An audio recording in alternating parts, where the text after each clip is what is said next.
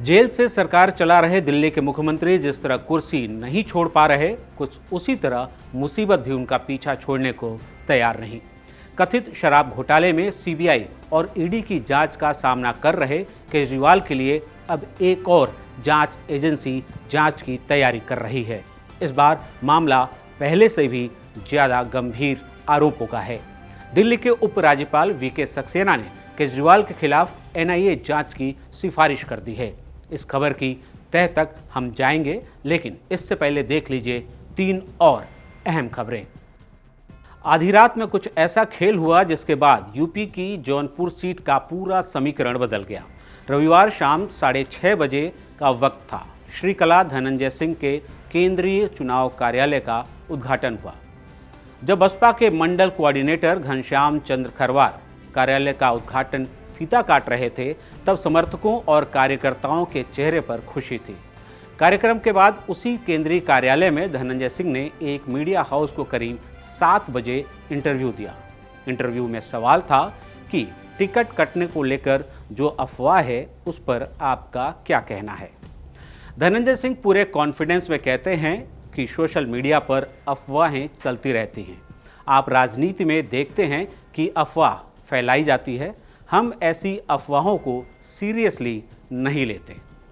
इसके बाद कार्यकर्ताओं से मिलने के बाद वो निकल जाते हैं। अगले दिन बसपा सांसद श्याम सिंह यादव मीडिया के सामने आते हैं और कहते हैं कि रात 1 बजे बहन जी का फ़ोन आया था और उन्होंने कहा है कि अपने कागज़ तैयार कर लो क्योंकि आपको जौनपुर से उम्मीदवार बना रही हूँ। हालांकि खबर ये भी आई कि धनंजय सिंह ने खुद फ़ोन करके मना कर दिया है कि उनकी पत्नी श्रीकला चुनाव लड़ना नहीं चाहती हैं। अब सवाल ये कि जो धनंजय सिंह शाम तक टिकट कटने को अफवाह बता रहे थे, वो कार्यालय का उद्घाटन करवा रहे थे, वो लड़ने से पीछे क्यों हट गए? अगर वो खुद हटे नहीं तो आधी रात को कौन सा खेल हुआ, किसके किसके फ़ोन की घंटियाँ बजी जिसके बाद श्रीकला का टिकट कट गया और श्याम सिंह यादव उम्मीदवार बन गए। राहुल गांधी की सरकार बनी तो राम मंदिर पर सुप्रीम कोर्ट के फैसले को पलट दिया जाएगा। यह सनसनीखेज दावा कांग्रेस में 32 वर्षों तक रहे आचार्य प्रमोद कृष्णम ने किया है। उन्होंने कहा कि राम मंदिर पर फैसला आने के बाद राहुल गांधी ने अपने करीबियों के साथ एक बैठक की थी। तब राहुल ने बताया था कि कांग्रेस सरकार बनने पर वो एक सुपर पावर कमेटी बनाएंगे, फिर राम मंदिर के फैसलों को वैसे ही पलट देंगे जैसे राजीव गांधी ने शाह बानो के फैसले को पलट दिया था। एक ऐसा राज्य जिसकी आदिवासी बेटियां महज 3000 की नौकरी के लिए दिल्ली से लेकर बेंगलुरु तक चली जाती हैं। वैसे गरीब राज्य में एक नौकर करोड़पति निकला है। उसके घर से ईडी को 1-2 करोड़ नहीं बल्कि 30 करोड़ रुपए मिले हैं कैश में, 500 रुपए के बंडलों में। ऐसा नौकर आम नहीं है, बहुत खास है। जी हाँ, आपने सही सुना। ये झारखंड के ग्रामीण विकास मंत्री आलमगीर आलम के पर्सनल सेक्रेटरी संजीव लाल का निजी नौकर जहांगीर आलम है। तो आइए चलते हैं अरविंद केजरीवाल से जुड़ी एक और बड़ी खबर की तह तक।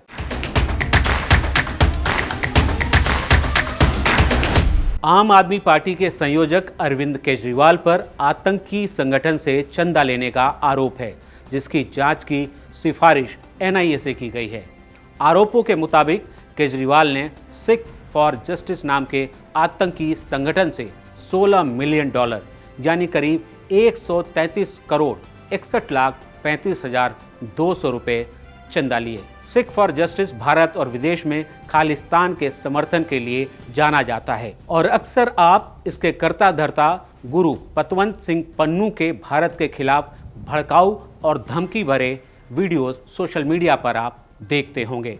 केजरीवाल पर भारत में प्रतिबंधित आतंकी संगठन सिख फॉर जस्टिस से साल 2014 से 2022 के दौरान भारी रकम चंदा के रूप में लेने के आरोप लगे। ये वही समय है जब केजरीवाल की पार्टी देश के कई हिस्सों में लोकसभा से लेकर विधानसभा तक के चुनाव में उतरी थी। केजरीवाल पर न्यूयॉर्क में खालिस्तानी समर्थकों से बैठक के भी आरोप लगे हैं।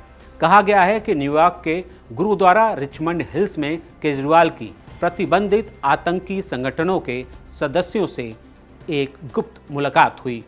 आरोपों के मुताबिक केजरीवाल ने इस बैठक में आर्थिक मदद के बदले आतंकी देवेंद्र पाल भुल्लर को जेल से छुड़वाने में मदद करने का वादा किया। आरोप यहां तक लग रहे हैं कि इसी वादे को पूरा करने के लिए केजरीवाल ने तब के राष्ट्रपति प्रणब मुखर्जी को एक चिट्ठी लिखी थी, जिसमें आतंकी देवेंद्र पाल भुल्लर को जेल से छोड़ने की अपील की गई थी। बताया गया है कि दिल्ली के उपराज्यपाल ने खालिस्तानी फंडिंग से जुड़े इस मामले में फॉरेंसिक जांच की जरूरत बताई है। इससे पहले पंजाब विधानसभा चुनाव के दौरान भी अरविंद केजरीवाल पर खालिस्तानी समर्थकों से सहानुभूति जताने, उनके घर रहने, उनसे चंदा लेने के आरोप लगते रहे। यह पहली बार है जब इन आरोपों की जांच की सिफारिश की गई है, वो भी आतंकी मामलों की जांच करने वाली देश की सबसे बड़ी एजेंसी NIA से। दिल्ली के उपराज्यपाल ने इन आरोपों की जांच के लिए गृह मंत्रालय को चिट्ठी लिखी है। दरअसल इस मामले में पहली शिकायत 1 अप्रैल को ही आई थी। मामले की गंभीरता को देखते हुए दिल्ली के उपराज्यपाल ने इस मसले पर गंभीरता से विचार किया और विशेषज्ञों की राय ली। बताया गया कि इसके बाद उपराज्यपाल VK सक्सेना ने पूरे मामले की विस्तार से जांच कराने का फैसला किया और इस संबंध में 3 मई को गृह मंत्रालय को चिट्ठी लिखकर पूरे मामले की जानकारी दी। चूंकि आतंकी संगठन के सदस्यों के साथ मुलाकात की कुछ तस्वीरें भी सामने आई हैं, इसलिए उपराज्यपाल के पास इसके अलावा कोई और चारा भी नहीं था। अगर आप भी हमारे साथ जुड़कर इसी तरह किसी खबर की तह तक जाना चाहते हैं तो हमारे चैनल को सब्सक्राइब करें, इस वीडियो को लाइक और शेयर जरूर करें।